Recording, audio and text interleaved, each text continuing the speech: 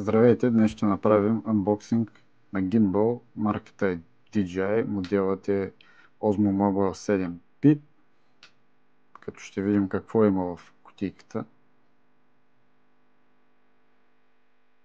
Първо трябва да отлепим това стикерче, което е отстрани на кутията. След това отваряме кутията, за да видим какво има вътре. От лявата страна виждаме самия гимбал, който е в неговата си турбичка.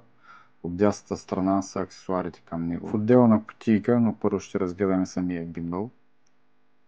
Той тежи около 370 грама и се усеща така доста стабилно в ръката.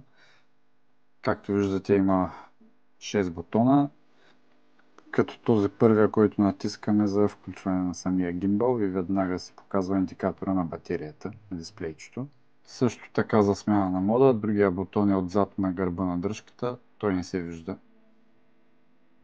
Иначе самата турбичка изглежда доста добро качество, нещо като микрофибър.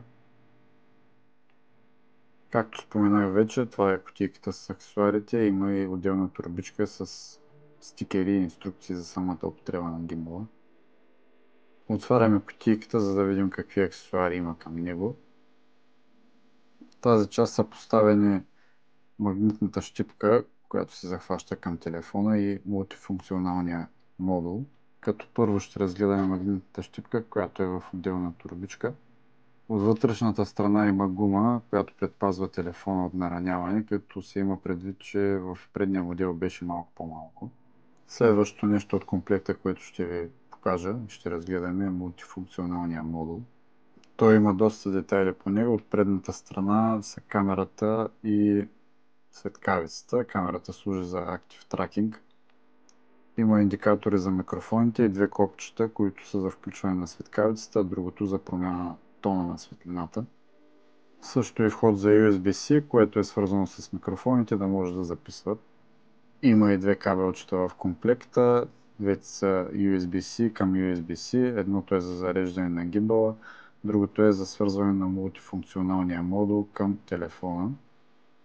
Като по-дългия е за зареждане, а другия по-късички е за мултифункционалния модул, да не пречи на самото движение на телефона при въртене на гимбала.